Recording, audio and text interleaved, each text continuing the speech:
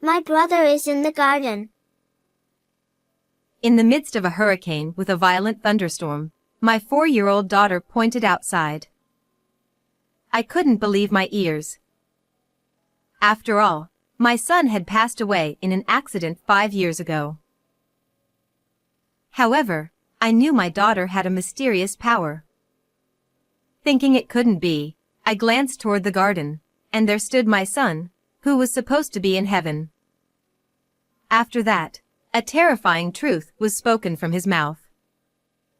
Shaking with rage, I vowed firmly, I'll make them pay for this.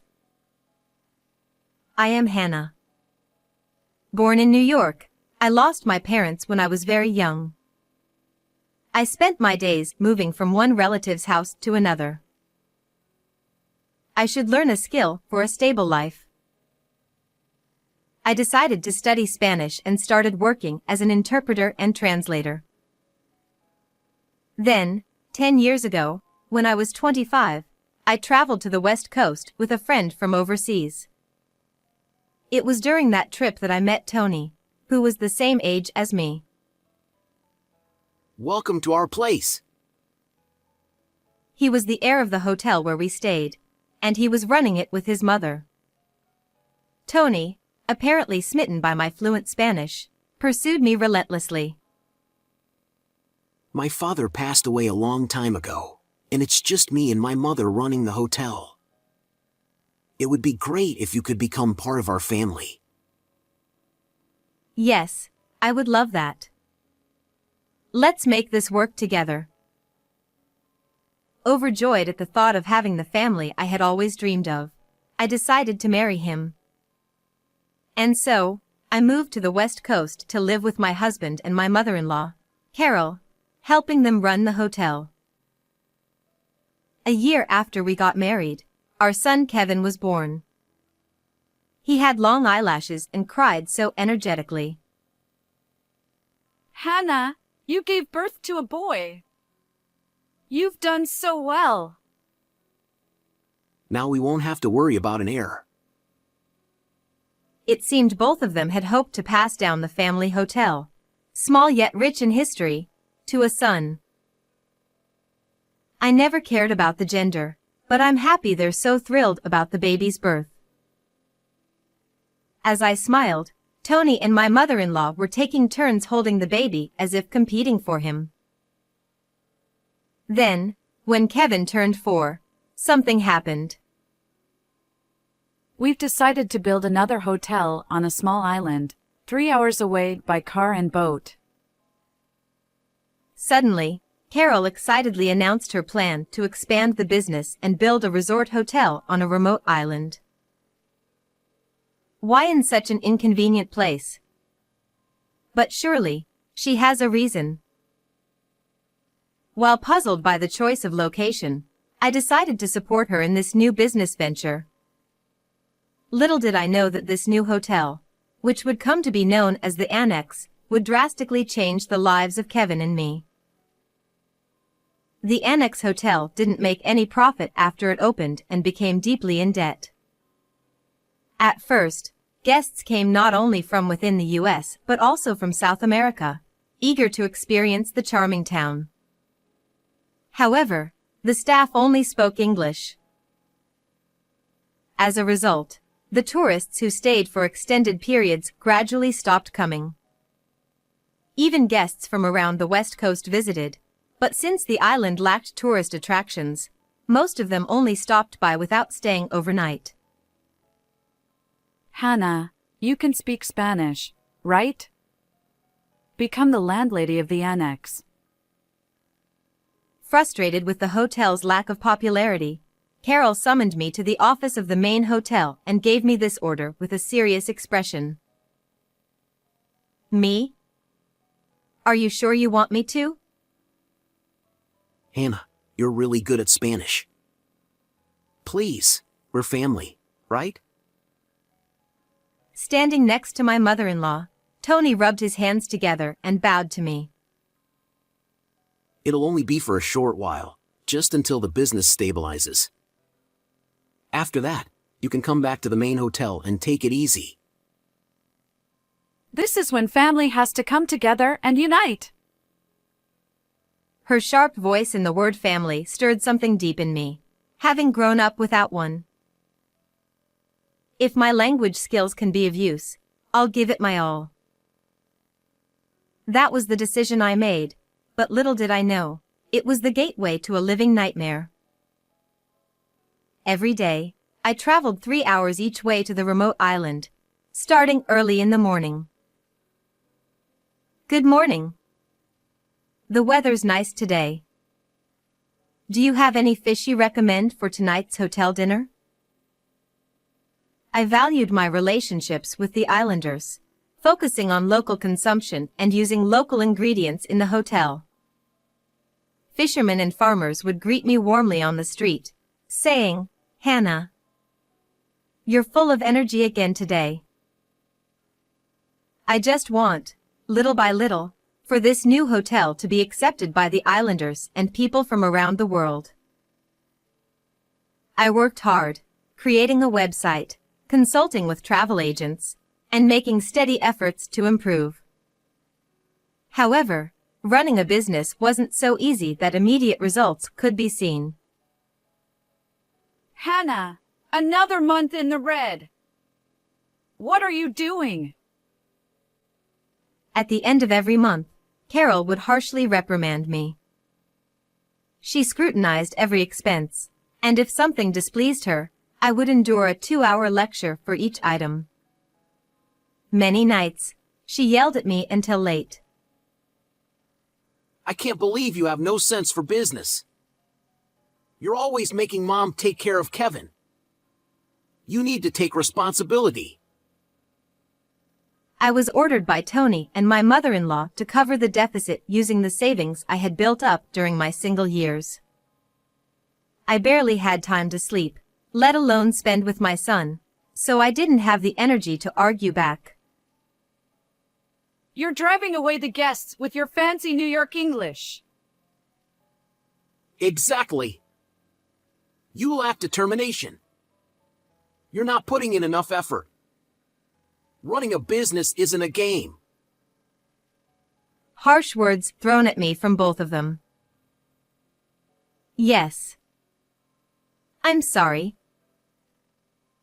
Ashamed of my own inadequacy, I hunched my shoulders and apologized, handing over my money to my husband and mother-in-law. The savings I had accumulated as a single woman were disappearing rapidly. During the time I was still obeying Tony and Carol, something unexpected happened. The smell of coffee. It's making me nauseous. I found out I was pregnant with our second child. How could you let this happen when things are so busy? You'll still need to work. Despite my severe morning sickness and feeling faint, Carol glared at me. If you're too sick to get on the boat, you'll just have to stay on the island. Pregnancy isn't an illness. Don't you dare get soft on me. As if I were being kicked out, I was made to live at the annex while pregnant. Kevin is the heir, so I'll be the one to properly educate him. My mother-in-law, who doted on 5-year-old Kevin, refused to let me take him with me, insisting that the mainland had better education and health care than the island. She's right. Kevin has his kindergarten friends here. It's hard, but it's only for a little while. Once things settle down, I'll come right back. So, I decided to leave Kevin in the care of Tony and Carol. About 2 months after I began living on the island, my morning sickness finally eased. I became even closer to the islanders, and together we came up with ideas like holding regular events to attract more guests and adding more signs in foreign languages.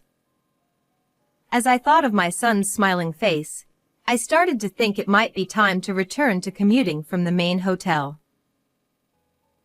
But just then, I received a phone call from my husband. Kevin. He was in a car accident. He passed away just now. I couldn't comprehend what he was saying. But realizing I needed to get to my son immediately, I simply said, "I'll come back right now," and was about to hang up.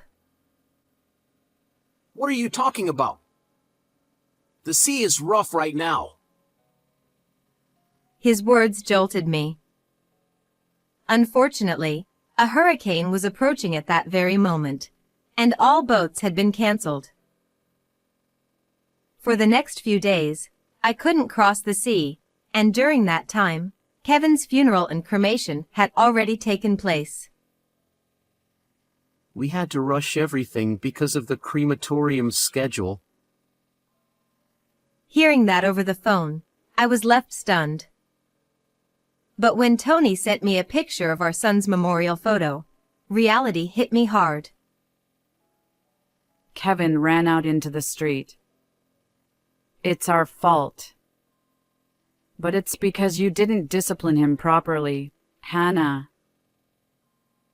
Even while I was grieving, Carol blamed me, leaving me utterly lost. If only I had made the hotel successful sooner and stayed by Kevin's side, maybe this wouldn't have happened. Unable to be there for my son in his final moments, I spent my days in tears. Finally, when the boats resumed, I contacted Tony, asking him to pick me up at the port. But in a somber voice, he hesitated, saying, "But If you come back here, you'll just be surrounded by memories of Kevin, and it'll be too painful. Why don't you stay at the annex for a while?" Exactly. Right now, you should focus on the baby that's coming. Even my mother-in-law, who had taken over the phone, encouraged me to stay on the island, perhaps out of concern for my grief. But I want to visit his grave. What are you talking about? If something happens to our next child, we really won't be able to recover. Let's just focus on the baby right now. With both of them urging me, I reluctantly decided to focus on the pregnancy. More than 6 months passed, and without returning to the mainland even once, I gave birth to our daughter, Kate, on the island. Like her brother, she had long eyelashes and was full of energy. The neighbors adored her, and she grew up healthy and strong. This time, I was determined to raise her on this nature-filled island, so I could always be by her side.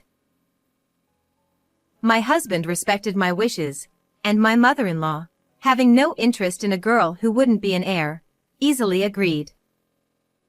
However, Tony, busy with work at the main hotel, only visited the annex about once a month. I was also occupied with balancing childcare and my responsibilities as the landlady, so even though we saw each other less often, I thought that as long as we both worked hard, things would eventually settle down. Sorry, but I won't be able to visit next month. What? I won't get to see Daddy? One morning, while we were having breakfast at home near the annex, Tony, who had come to visit the day before, announced this. Our daughter, who had just turned 4, puffed her cheeks in frustration. As Kate entered kindergarten, Tony visited the island even less frequently. Then we'll come see you. I haven't left the island since she was born. What? Are you serious? The hotel still needs a lot of work. You can't just leave. You can't afford to take running this business lightly. Whenever I suggested visiting the main hotel, Tony would get angry, spitting his words in frustration. Seeing him pay more attention to his hairstyle and stylish bags than before we got married made my chest tighten with unease. I see, Mommy's the innkeeper, so let's work hard together.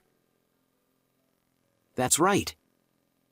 You and Mommy both need to work hard and make the hotel thrive. We're aiming to be the best in the world. Tony's passionate dedication to the hotel made me feel guilty for doubting my family. It's only natural for him to care about his appearance since he's in the hospitality business. I told myself, convincing myself as I focused on raising Kate and managing the inn on the island every day. Less than a month later, the largest hurricane in recent history was heading toward the island where the annex stood. All the residents were evacuated to the mainland. I'm scared. On the boat heading to the port, my daughter clung to me, her voice trembling with fear. "Don't worry, Mommy's right here with you." I held Kate tightly. 4.5 years ago, during that hurricane, I couldn't even hold my son's hand, but now, being by my daughter's side, I felt grateful I could raise her myself. We're back. As soon as we arrived, I went straight to the office of the main hotel. Hannah? What are you doing here? And you brought Kate too. Why did you come here? Both Tony and Carol, who had been taking a break, screamed in surprise. "I'm sorry, but the hotels near the port are either closed or have no vacancies. I gave up my room to the islanders and came here instead." In fact, I had been instructed by them to stay at one of the hotels near the port so I could resume work as soon as the hurricane passed. I had changed my plans last minute, so their reaction was understandable, though it seemed a bit exaggerated. However, the familiar atmosphere of the main hotel brought back nostalgia, and I felt as if my son was nearby. The odd feeling quickly faded. Kate, on the other hand, was fascinated by the mainland hotel, looking around curiously for the first time. Tony quickly stepped in front of her, blocking her view. Coming all the way here during a hurricane is dangerous. You must be exhausted. There's a nap room available, so rest there. We've got guests here. And don't come out until we come to get you. In a fluster, they hurriedly ushered me and Kate into the room. Huh? Normally, they'd tell me to get to work. Their behavior puzzled me, but I decided to take the opportunity to unpack and relax. My brother is here. Suddenly, Kate, as if possessed, ran toward the window. She pressed her face against the glass and pointed to the garden. She had only ever seen her brother's face in photos. "Sweetie, like I've told you before, your brother passed away in an accident." No. He's really here. She interrupted me, her eyes wide with excitement, urging me to go into the garden. Could this be one of those moments? Kate had a mysterious gift for finding lost children. At large events like autumn festivals, when kids would wander off, Kate always seemed to find them quickly. The islanders would praise her, calling her Detective Kate or the child-finding master, which always made her beam with pride, often asking me to pat her head. Could there be a guest's child lost in the garden? It's dangerous with the hurricane coming. I quickly stopped unpacking and took her to the garden. What I saw there shocked me beyond belief. A boy with brown hair blowing in the strong wind stood there, looking strikingly like my son. Kevin. Kevin, is that you? It felt like a dream, but there was no mistaking it. His long eyelashes, the shape of his nose that resembled mine, the mole on his cheek. He had grown taller over the past 4.5 years, and at 9 years old, his age and appearance confirmed he was my son. I ran toward him. He stared at me and whispered, "Mom?" How is this possible? What's going on? As I hugged him tightly, crying uncontrollably, Kevin also began to cry. Kate toddled up behind us, gently patting our backs. With the wind picking up, I led Kevin to a sheltered spot in the garden to hear his story. What he told me was nothing short of horrifying. What?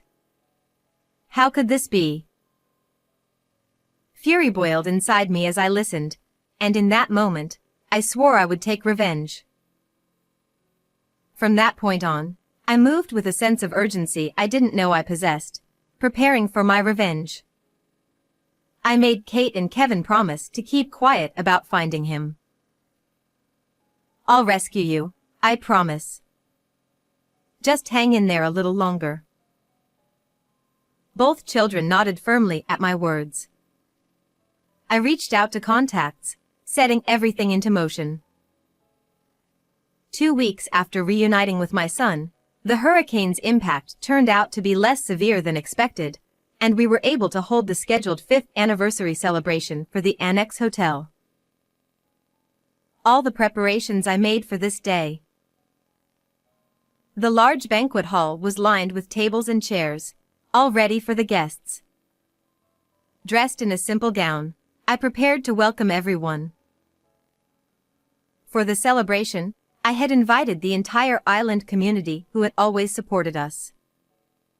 Though Tony and Carol had said, no need to invite people from the mainland since it's so far, I secretly invited them anyway. It was clear why they wanted to keep me isolated on the island, limiting my relationships to the islanders. They didn't want anyone to tell me that Kevin was still alive. Why are people from the main hotel here? Even teachers from the mainland elementary school are here. Seeing familiar faces among the guests, both Tony and Carol shot nervous glances at me, clearly flustered. If you're this shaken up before the event has even started, you're not going to last the rest of it, I thought, hiding a smug smile as I guided the guests to their seats. Thank you all for coming today, I said into the microphone from the host's seat. The islanders responded with cheers and applause, while Tony and Carol stood to the side, nervously eyeing the unexpected mainland guests, worried I might speak to them. Ignoring them, I began showing a video presentation on the large television screen, showcasing the journey of the hotel over the years. It wasn't just about the hotel's development, I also talked about how we had worked hand in hand with the islanders.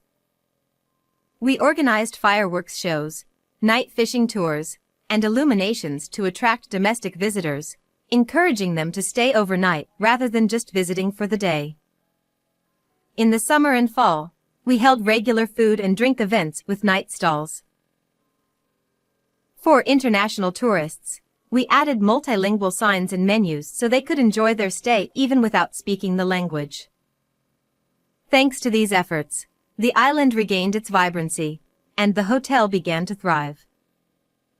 Over the course of 5 years, the Annex had turned into a profitable business. It was so hard at the beginning. But the people of this island were so kind and supportive, I said, tears welling up as I spoke about the hotel's journey. The islanders, too, dabbed their eyes with handkerchiefs, nodding and smiling. And yet, amidst all this, a tragedy befell my life, I said, my voice lowering as I paused. Tony and Carol, who had been avoiding eye contact, turned to me with frightened expressions. I received word from my family that my son had passed away. A photo of 5-year-old Kevin appeared on the large screen, and Tony and Carol let out a small shriek. The mainland guests started whispering, "Is that Kevin? But he's alive, isn't he?"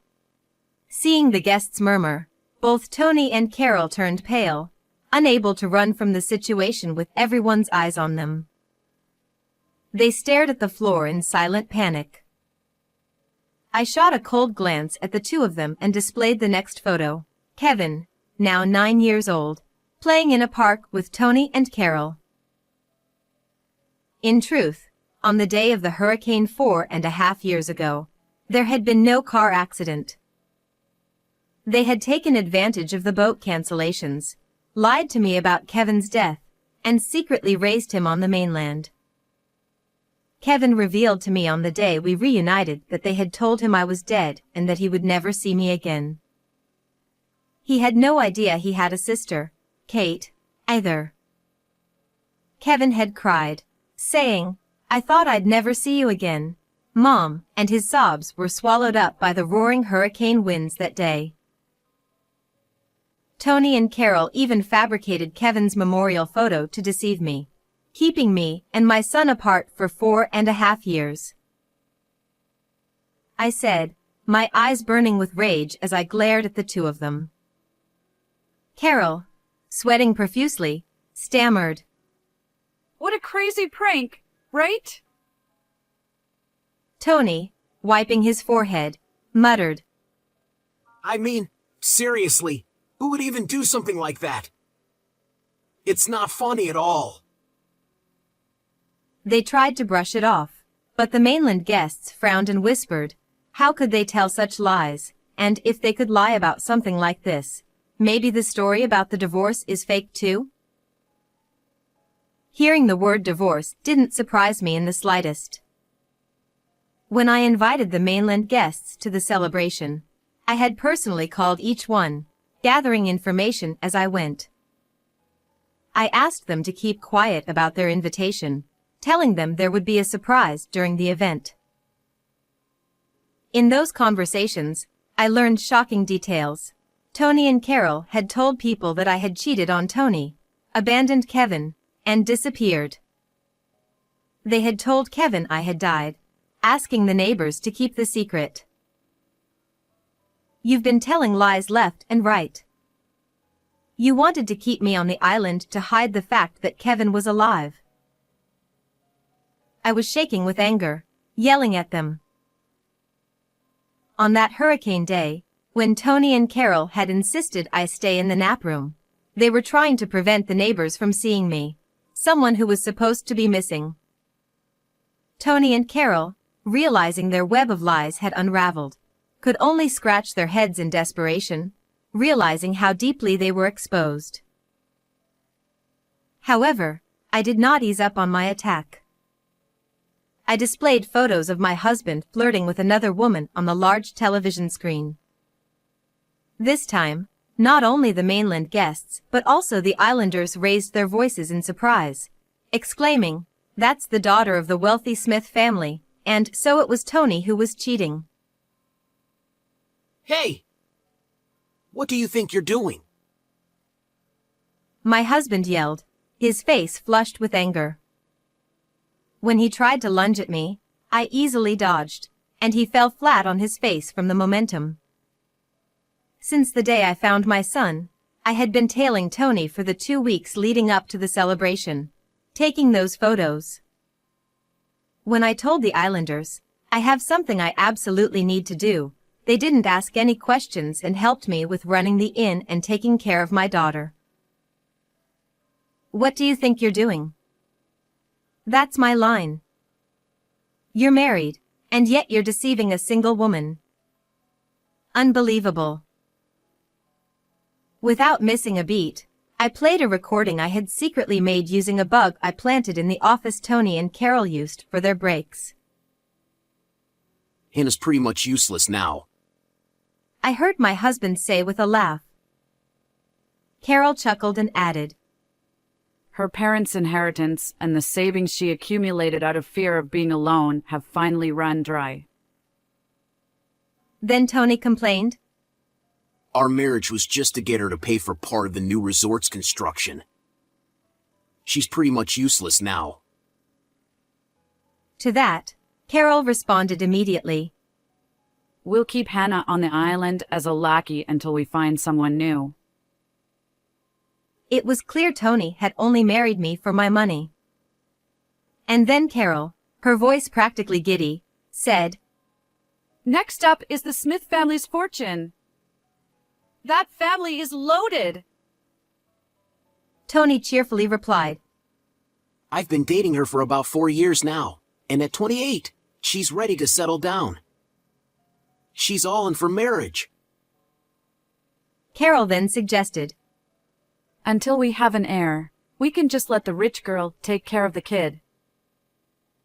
To which Tony coldly responded.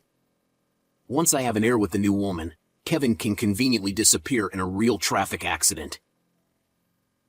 The murmurs among the guests grew louder as they listened to the recording. Wait! This isn't what it sounds like! Hannah, what have you done?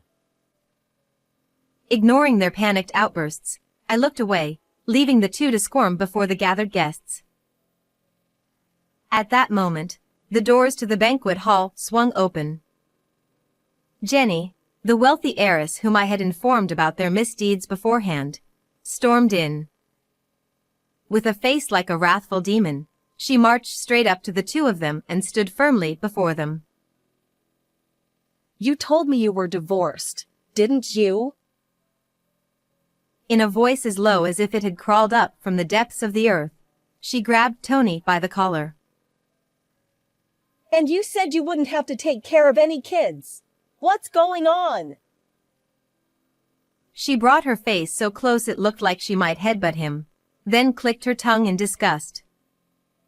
Her intensity was so terrifying that not just Tony, but the entire hall fell silent.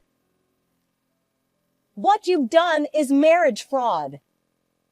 The next time we meet, it'll be in court. She shoved Tony with a forceful push. And don't you dare underestimate my father's lawyer. She spat as she walked away. As Jenny sat down in an empty seat in the now eerily quiet hall, I reached into my bag and pulled out a certain document. How the hell do you have that? My husband shouted, panic setting in. It was a loan document. On the day I found my son, while they were busy with hurricane preparations, I had secretly investigated Carol's office in the main hotel. While going through the documents she kept there, I made a shocking discovery. Before Tony and I got married, they had already failed once at building a new hotel. And yet, undeterred, Carol had purchased cheap land on the remote island, thinking it would make for a good resort, even though it was clearly unprofitable. The total debt was $10 million. In their desperation to recover from their failing business, they had targeted women with money. You've constantly accused me of not having enough determination, not working hard enough, and not being capable of running the business. But the ones who are truly incompetent are you too. I held the $10 million loan document high for all the guests to see. Oh, no! Stop it!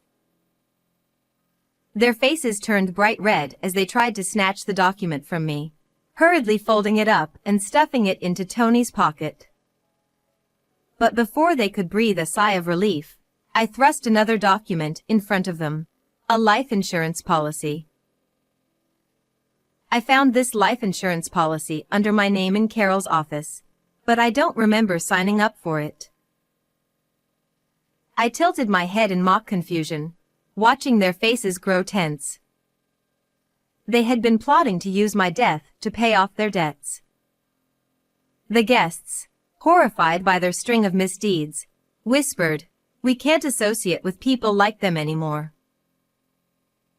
Divorce it is. I'll be working with my lawyer to ensure I get custody of the children, as well as alimony and child support." I looked at them with contempt, declaring loudly and clearly, But we owe $10 million. That's impossible. Okay, let's just calm down for now. We can work things out. Desperate, Tony and Carol began trying to appease me. Don't make me laugh.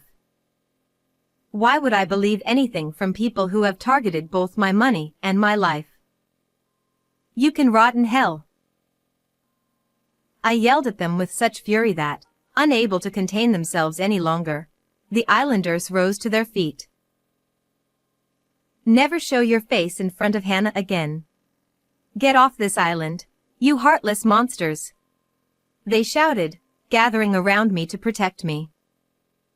Surrounded by the enraged islanders, Tony and Carol shrank in fear, too terrified to speak.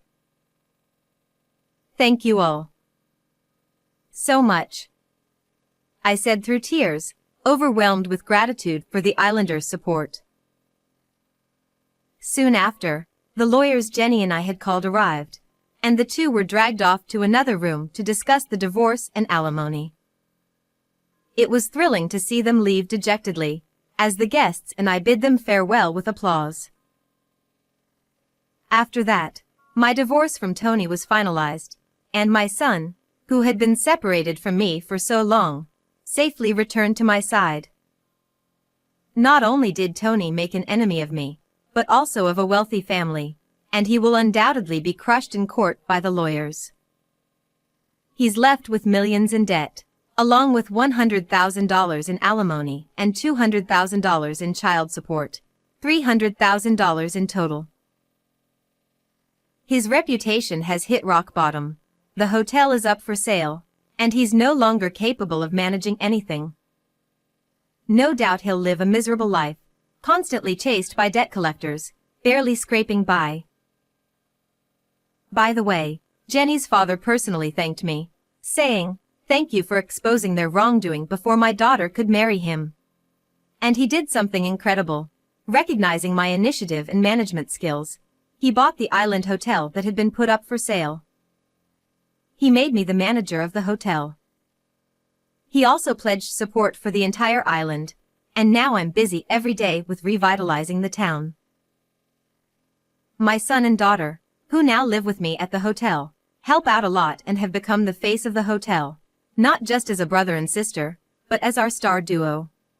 We're enjoying life together as a family. One day, I hope you'll come visit our hotel, too. How did you like today's story?